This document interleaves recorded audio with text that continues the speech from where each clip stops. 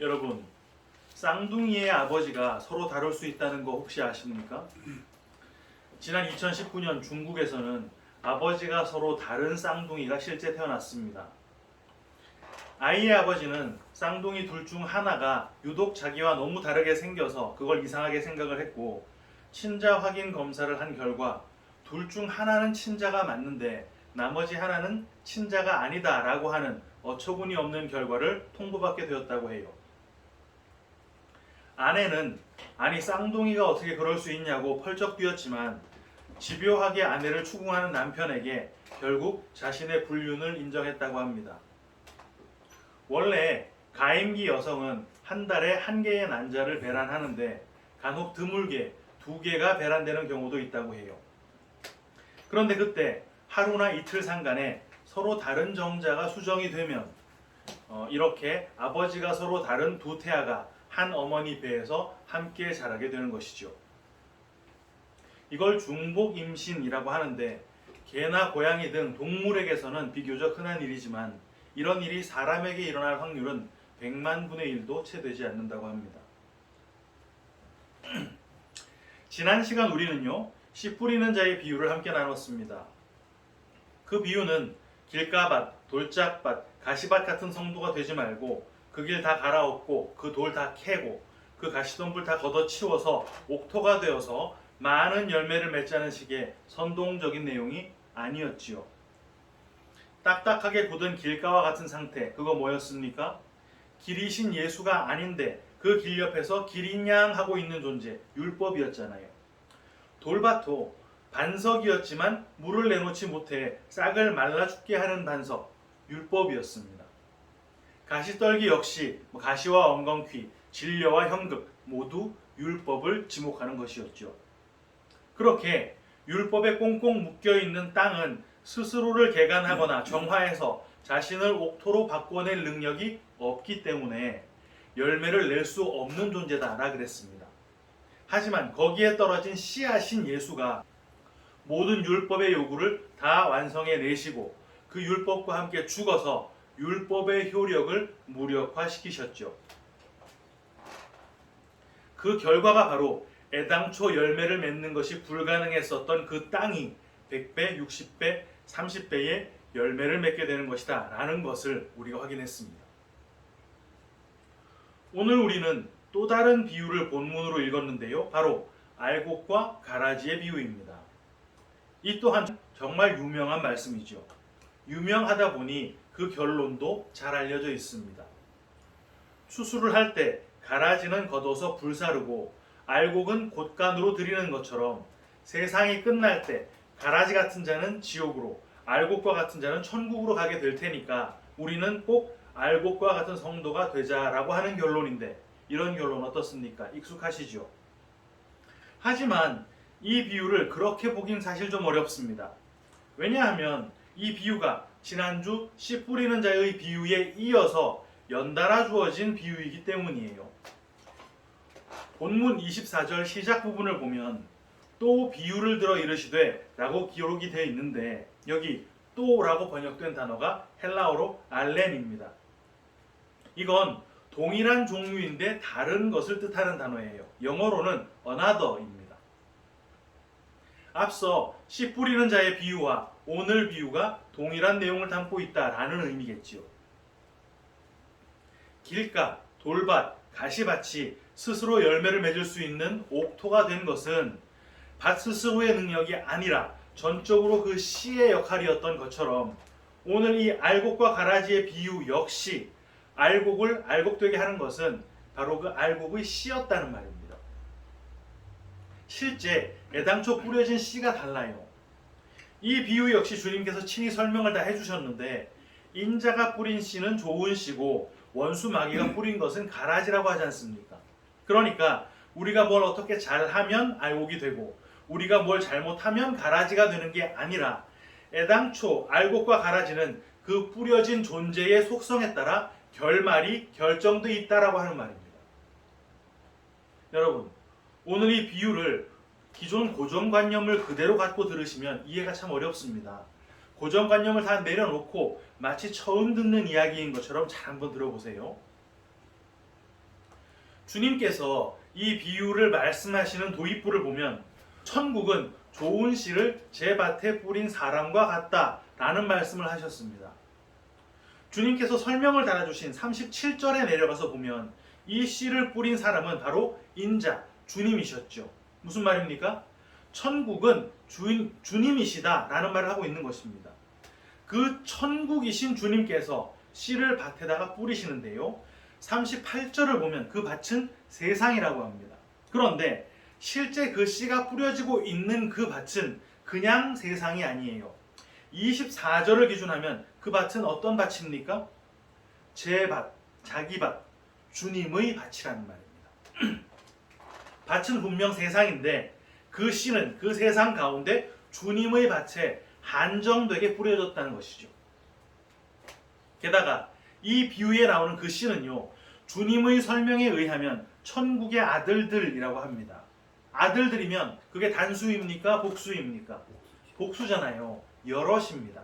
그런데 정작 뿌렸다라고 하는 그 씨는 씨들이 아니라 씨라고 단수로 기록이 되어 있어요. 세상이라고 하는 밭들 가운데 자기 밭에다가 씨를 뿌렸는데 보통 씨를 뿌리면 많이 뿌리는 게 일반적이지 않습니까? 그런데 주님께서는 마치 씨를 딱 하나를 뿌린 것처럼 말씀을 하셨단 말입니다. 그리고 뒤이어 사람들이 잘 때 바로 그 주님의 밭에 다른 것이 뿌려집니다. 그게 가라지였는데 그 가라지를 뿌린 것은 바로 원수마귀라 그래요. 여러분, 이거 구약의 어떤 사건과 겹쳐지는 그림인데 뭔 것 같습니까? 네, 바로 인간들이 선악과를 따먹었던 그 사건입니다. 흙으로 만들어서 내 것으로 구별했던 그 사람에게 오늘 비유에서는 그게 뭐예요? 자기 밭. 성령을 불어넣으셨죠. 그게 오늘 비유에서는 뭡니까? 좋은 씨를 심었던 것입니다. 그런데 곧이어 뱀이 와서 그 밭, 주님의 소유인 그 사람에게 가라지를 뿌렸는데 뭐라고 하면서 뿌렸습니까? 그 동산 중앙 실과 먹어도 결코 죽지 않는다고, 오히려 눈이 밝아진다고, 하나님처럼 선과 악을 알게 될 거라고 하는 하나님의 뜻과는 전혀 다른 그런 가라지를 덧뿌렸던 거예요. 제자들이 이 비유에 대해서 주님께 설명을 해달라고 요청하는 36절을 보면 이 비유를 알곡과 가라지의 비유라고 하지 않고 밭의 가라지의 비유라고 말합니다. 주님께서는 제자들이 제목처럼 사용한 밭의 가라지의 비유라는 말을 야, 그거 제목 잘못된 거야 이렇게 지적을 하시거나 수정을 해주지 않으시고 곧바로 그 비유의 내용을 설명해 주기 시작하시죠. 그 비유의 중심 소재가 밭이라는 것을 부각시켜주고 있다는 말입니다. 그렇게 주님의 그 밭, 하나님의 소유였던 사람, 다른 말로 뭐요? 택하심을 입은 자에게 좋은 씨와 가라지가 동시에 뿌려진 상황이 됐습니다. 이걸 뭐라고 합니까? 한 밭에 두 씨가 심겨진 것, 간음이라고 하잖아요. 아니, 밭이 간음했다는 건 조금 억지스럽네. 밭은 사실 잘못이 없잖아. 지난주 얘기처럼 밭이 뭘 스스로 할 수 있겠어. 원수가 와서 가라지를 뿌릴 때 그 밭이 가라지를 방어해낼 재간이 없는 거 아니겠어? 네, 맞습니다. 그게 바로 이 오늘 비유를 이해하는 핵심인데요. 창세기 2장 7절 여호와 하나님이 땅의 흙으로 사람을 지으시고 생기를 그 코에 불어넣으시니 사람이 생명이 되니라. 흙으로 사람을 지으셨는데 생기를 불어넣기 전에 그 사람은 살아 있었을까요? 죽어 있었을까요? 질문을 한번 바꿔보겠습니다. 생기를 불어넣기 전에 그 사람은 움직였을까요? 움직이지 않았을까요? 움직였습니다. 걷고 뛰고 다 했을 거예요. 어떻게 합니까? 동일하게 흙으로 만들었지만 하나님의 생기를 받지 않았던 존재들이 있었죠. 창세기 2장 19절 상반절 여호와 하나님이 흙으로 각종 들짐승과 공중의 각종 새를 지으시고 들짐승이나 공중의 각종 새는 하나님의 생기를 받지 않았는데 들판을 뛰어다니고 하늘을 날고 생육하고 번성했다는 말입니다. 그럼 생기를 불어넣기 전에 흙으로 만들어진 움직이고 걷고 뛰고 하는 그 인간은 다시 물어봅니다. 살아 있습니까? 죽었습니까?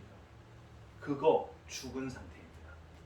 그런데 거기에 하나님께서 생기를 불어 넣으시니까 그게 사람에게 들어가 생령이 되었다 그래요. 그런데 히브리 원어를 보면 그게 생령이 아니라 생혼이 맞습니다. 영은 히브리어로 루아흐라고 하고 혼은 네페시인데 생령이라고 번역된 단어가 네페시 하야라는 단어거든요. 이게 살아있는 혼이라는 뜻입니다. 원래 혼은 죽은 건데 하나님의 생기가 들어가니까 살아있는 혼이 되었다는 말이죠. 그러니까 생기가 들어오기 전에 그 네페시, 그 혼은 비록 말도 하고 걷고 뛰고 다 했지만 사실상 죽은 혼이었지만 생기가 들어온 덕분에 그 살아있는 혼, 네페시 하야가 되었다는 말입니다. 그런데 그렇게 사람을 살아있는 혼, 산 존재가 되게 해준 바로 그 하나님의 생기가 뭐였습니까? 예레미야 애가 4장 20절 상반절, 우리의 콧김 곧 여호와께서 기름 부으신 자가, 여호와께서 기름 부으신 자가 바로 우리의 콧김, 우리를 산자 되게 하는 존재였다라고 하는 말입니다. 그럼 그 기름 부은 자가 누군데요? 메시아 아닙니까? 예수님이잖아요. 그럼 이걸 이제 오늘 비유로 갖고 와서 한번 겹쳐볼까요? 세상이라고 하는 수많은 밭 가운데 자기 소유인 자기 밭에 유일한 씨, 하나의 씨, 기름 부음을 받은 메시아 예수가 심겨졌어요. 그럼 예수가 심겨진 그 밭에, 그 자리에서 뭐가 나와야 마땅합니까? 예수가 나와야 맞지요.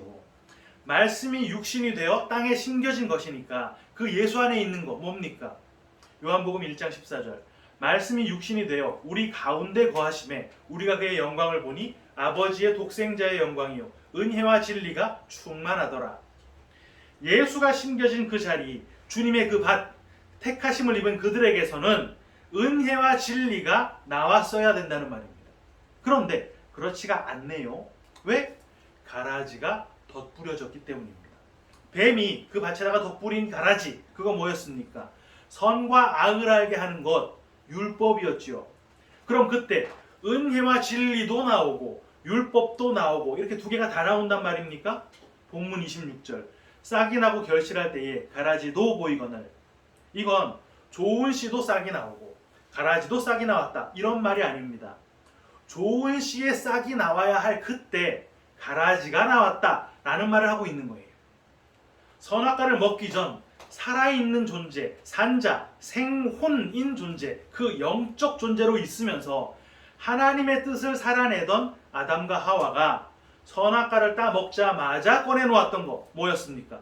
무화과 잎으로 치마를 해 입은 거, 그거 뭐였지요?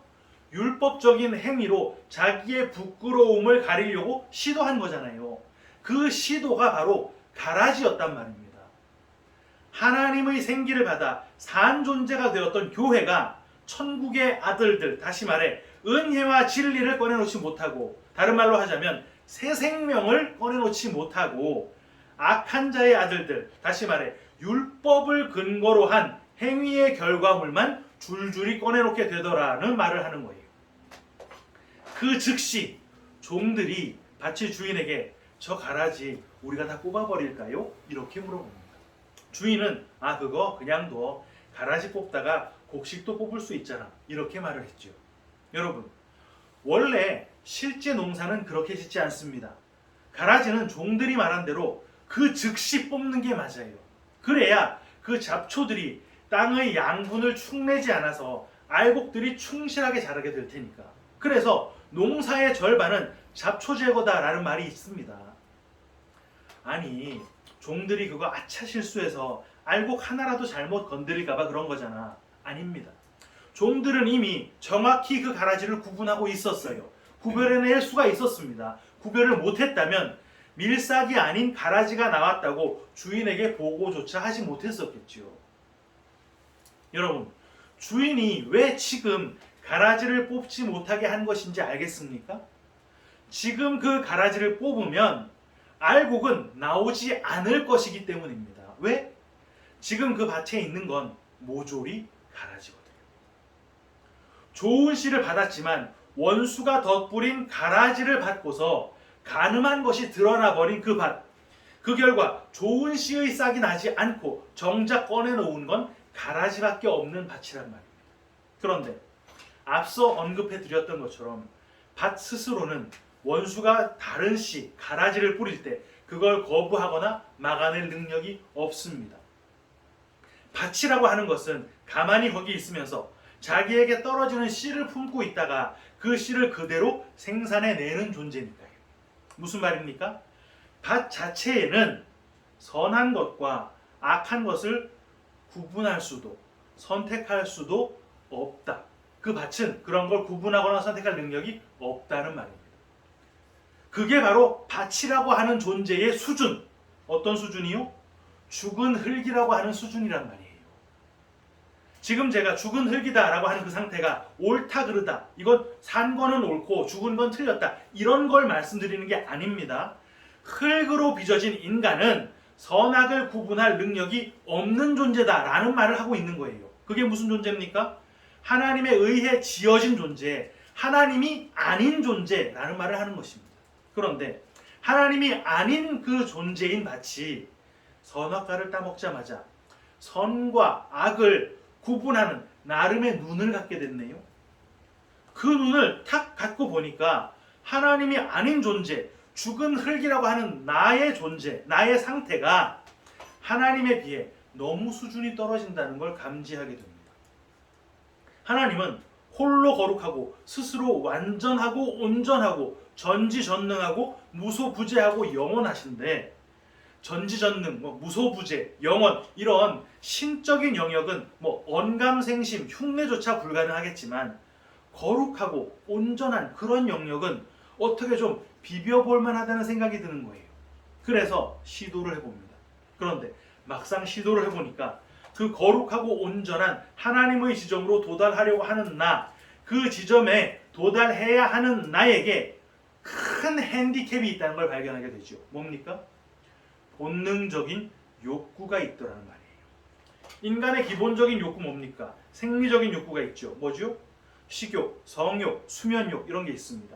거기서 조금 더 나가면 생존을 위해 안전을 바라는 안전의 욕구가 있죠.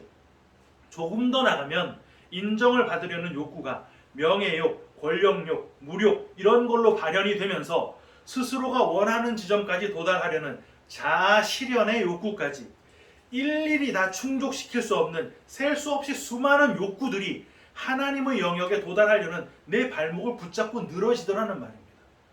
이게 충족이 안 되니까 하나님의 영역에 도달을 못하겠다는 것이죠. 그때 각자가 각자의 수준에 따라 어느 수준의 욕구까지 추구하는 건 괜찮고 어느 수준 이하의 욕구를 위해 막 애를 쓰면 그건 형편없는 것이지, 이런 선이 생겼어요. 차원이 좀 낮은 사람들은 생리적인 욕구를 채우느라 여념이 없을 때, 먹고 마시고 막 이런 거에 여념이 없을 때, 차원이 조금 높은 사람들은 아무래도 생리적 욕구에 연연하는 건 조금 수준이 떨어지는 것 같아, 명예욕이나 권력욕 이런 거 추구하는 게 그래도 조금 더 가오가 살잖아.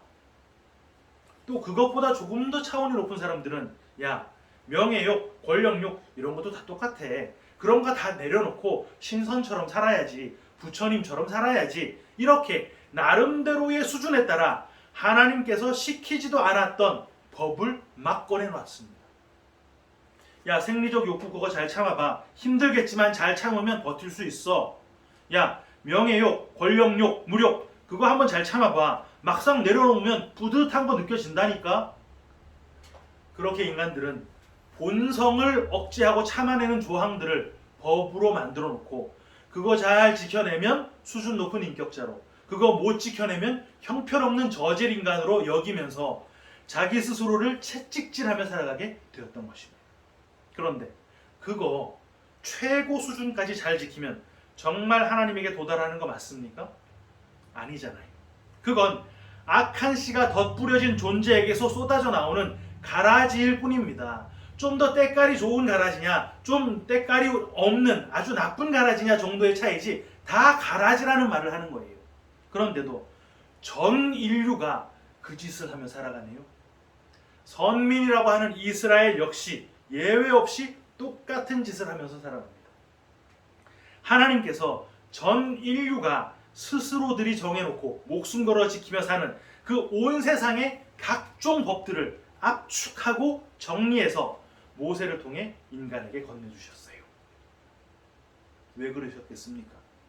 그게 선악과 따먹은 인간들이 하나님 흉내를 내면서 만든 것이다 보니까 껍데기가 비슷하거든요. 그래서 그걸 모아서 건네주셨다는 말입니다. 무슨 말입니까? 인간들아, 너희가 만들어 놓은 이 법이라는 거 내가 한번 다 보니까 참 가짠다.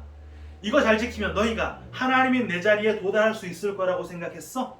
그래, 한번 해봐. 목숨 걸고 빠짐없이 다 한번 지켜봐. 이렇게 그거 건네주셨다는 말이에요. 그리고 그렇게 건네주실 때 그 안에 하나님의 뜻을 담아서 건네주셨는데 그게 뭡니까? 은혜와 진리. 무슨 말이죠? 인간들아, 너희는 이 율법 결국 못 지켜낼 거야. 왜? 너희들은 죽은 흙이니까. 너희들이 지켜내지 못해서 이 율법이 정말 깨지고 나면 그때 내가 그 안에 숨겨놨던 은혜와 진리가 나올 거야. 그때 그 은혜, 그 진리 꽉 붙들면 돼. 그게 내가 바라는 거야. 그런데 인간들이 그 율법을 목숨 걸고 지켜내면서 오늘의 비유를 하면 뭐요? 가라지를 마구 쏟아내면서 하나님이 원하는 걸 내가 이루어내고 있다고 착각을 하더라는 말입니다. 오늘 본문으로 돌아가 봅니다.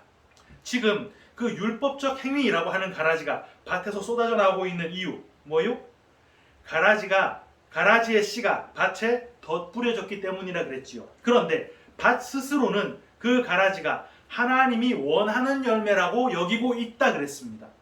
그 밭은 인자이신 예수님의 밭인데, 다시 말해 택하심을 입은 자인데 지금 자기 스스로 하나님이 원하는 결과물에 싹이 났다라고 느끼고 있다면 하나님께서 그게 야 그건 내가 원하는 거 아니야 라는 걸 택하심을 입은 자에게 가르쳐 주셔야 하잖아요.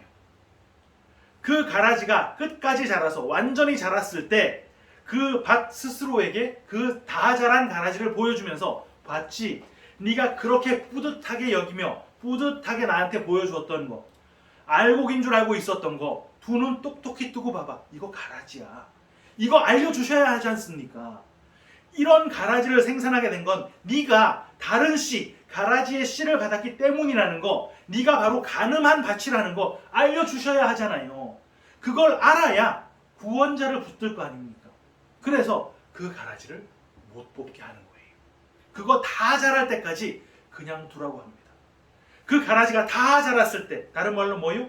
내가 꺼내놓은 모든 그 율법의 결과물이 알고 보니 가라지였네. 이걸 내 스스로가 알게 됐을 때, 그 가라지가 나를 구원에 이르게 할 수 없다는 걸 깨닫게 됐을 때, 본문 30절 둘 다 추수 때까지 함께 자라게 두라.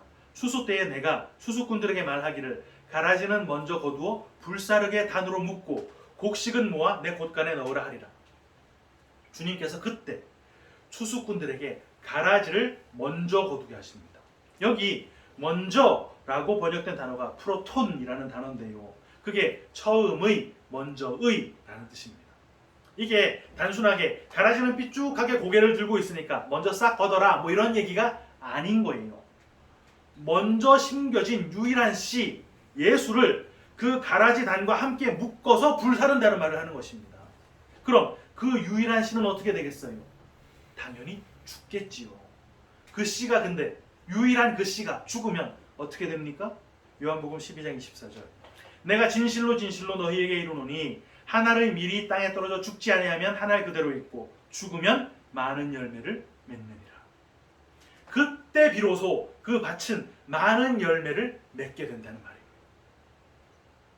사랑하는 키퍼스 처치 성도 여러분, 우리는 선악과를 따먹은 그 상태로 이 땅에 태어났습니다. 나면서부터 죄인인 존재, 나면서부터 가늠한 존재였단 말이에요. 그런 우리를 택하셨다라고 하는 그 이유 하나 때문에, 언약이 있다는 그 이유 하나 때문에 우리 안에 좋은 씨를 심어두시고 그 씨로 하여금 우리가 쏟아내고 있는 모든 가라지를 다 껴안고 죽게 하셨습니다. 누가? 하나님께서. 그리고 그 죽은 씨가 스스로 많은 열매를 맺을 때 하나님께서는 그것을 밭이 생산해낸 새 생명으로 인정을 해주시고 그 새 생명을 하늘 곳간으로 들여가시는 거예요. 우리들의 구원의 완성이 바로 그렇게 이루어지는 것입니다. 우리는요, 죽는 그 순간까지 끝까지 가라지를 꺼내놓을 수밖에 없습니다. 왜요? 이 육체에 묶여 살아가고 있으니까. 어떤 육체인데요? 가라지가 뿌려져 있는 육체. 하지만 그 가라지 때문에 여러분 너무 걱정하지 마세요. 택하심을 입은 우리는 그 가라지를 통해 반드시 내 존재의 실체를 배우게 될 것이고 반드시 유일한 좋은 씨 예수를 붙드는 자로 빚어져 갈 것을 보장받았기 때문에 우리는 걱정할 필요가 없습니다. 물론 나의 실체가 내 스스로에게 발견될 때의 그 고통이 굉장히 견디기 힘들겠지요. 너무너무 힘들 것입니다. 그 고통이 진리로 빚어져 가는 성도들만의 고통이라는 걸 너무나도 힘들고 괴로울 때 바로 그걸 기억하면서 끝까지 믿음의 길 걸어가는 참된 성도님들 모두 다 되시기를 주님의 이름으로 축원합니다. 아멘.